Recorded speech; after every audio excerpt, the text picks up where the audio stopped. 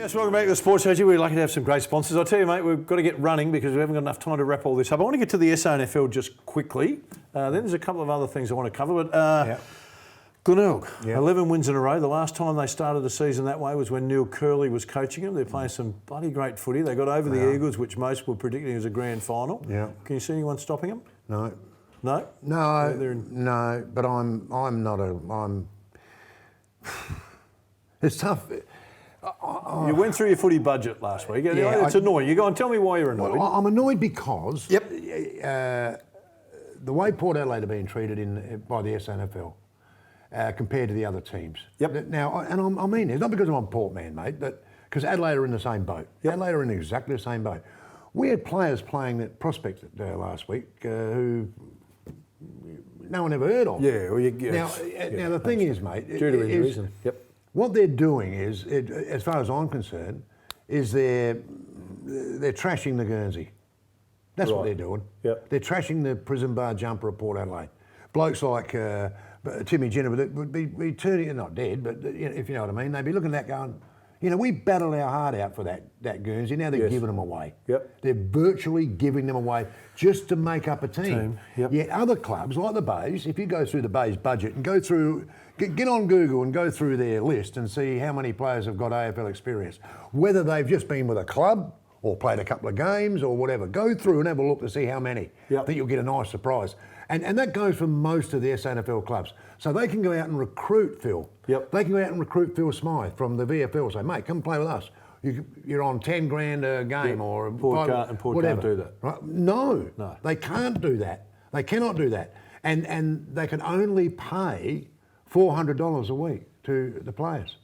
That's all they can. That's all they're allowed to play. Huge disadvantage. Well, it's ridiculous, mate. It's if you get injuries, it's a massive disadvantage. Of course it is, and it's why a lot of the other SANFL teams are full of Port blokes. Yes. If you know what I mean. Reynolds at the Bays and Motlop, and they're all Port players, mate. That through no fault of their own, and you can't blame them.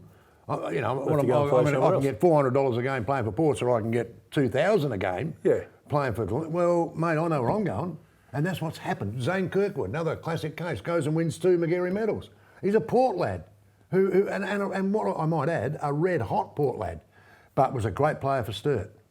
So I'm angry at the SANFL for the treatment of Port Adelaide. I have been for quite a while. I've not said very much about it, but I'm telling you now, after watching that game at Prospect on the weekend, I am absolutely livid with the SANFL. And as far as I'm concerned, with the SANFL, David Koch is onto it. They want us in the competition, but they don't want us to win anything. Now that is a fact. That's a tough. That's one. a fact. You can't have someone in the competition if they can't win it. Well, then don't have. Mate, I'm telling you now. Well, we can't win it. We can't win it with the look at the team we put out on the weekend. Rosewater would have beat them. And that's not good enough. No, I understand. And it makes a mockery of the Guernsey. Of the competition and the Guernsey, and the whole thing. So the whole thing. But good luck to the Bays. 11-0, you beauty. Just quickly, I went to the Crows the Hall of Fame on Thursday night. I was a guest with Rod Jamison there. They inducted some good players. Mark Bickley, Nigel Smart, Tyson Edwards and Chris McDermott. It was a pretty emotive night. I was surprised there were 600 or 700 people there. And it was well done. The Crows put on a fantastic show. So well done. They have it every 5 years. Obviously it was supposed to be last year, but because of COVID, bumped forward. Each bloke got up and spoke differently. And some of them echoed what previous players had said when they'd come up and spoken before them. But the one comment that resonated with me was the comment that was made by all of them in that the club has done a lot more for me than I have done for the club.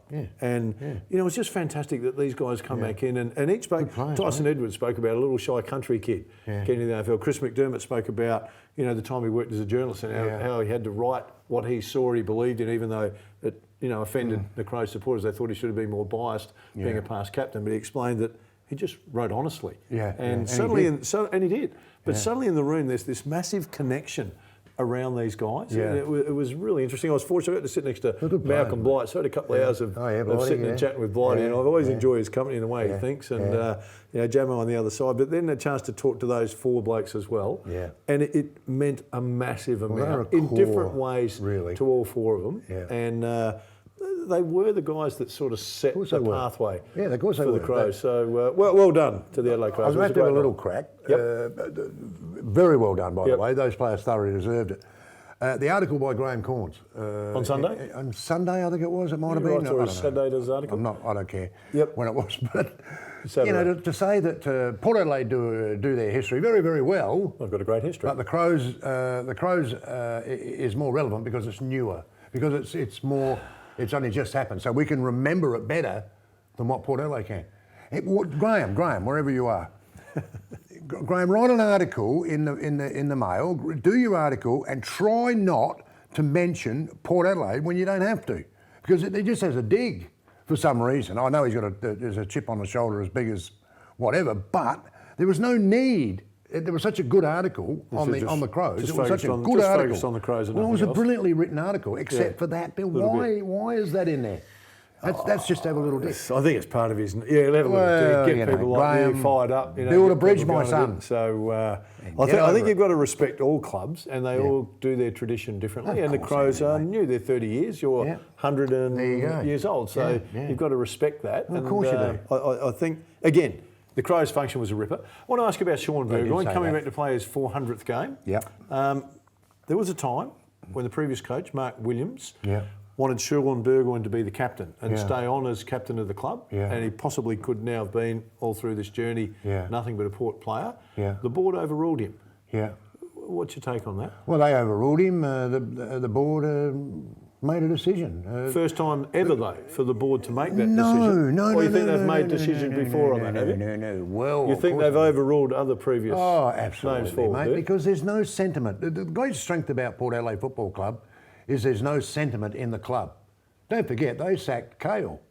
They sacked Ebert. No, we don't care who we sack. If you're not in there and you're not doing what we want you to do, we'll sack you. We don't care if you won 4 medals, 5 medals. My question is this, mate. Should the board be making a decision on who the captain of the club is, or I think the club as a board, why not? Because they're never there. So who makes how many board members do you see at training? How many board members go to training every week? Other than the game, how many board members go to? I would say there'd be 2 or 3 at Port Adelaide every time I go there. Board members at every training. At training, right? And then in the coaches' meetings and all the stuff that they talk about, they're across everything. You can't allow one coach to make that decision. Well, the coach doesn't make it. The other coaches make it with him. You know who makes that decision, don't you? The CEO.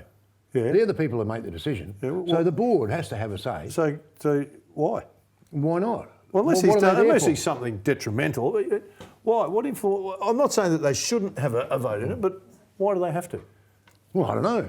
That's what would be interesting. Yeah, because we're the board, so we have to. That's right. They're on the board. Because we feel good and we should. Well, it's got to come across their desk. So let me ask you this then. So as a coach, do you feel, would Mark have every right, or if it was me, to feel disrespected that the board didn't back me in on my suggestion? Well, it's not his total decision.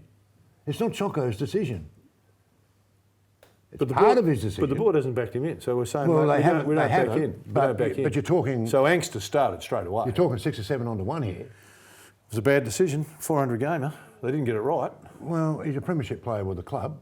Well, he could have played a few more for him too. He could have, and would have. All right, you and I will talk about this when the show's over. It'll be pens thrown at each other from 50 metres. Hope you've enjoyed the show, everybody. Barry and I look forward to your company next week. Bye for now.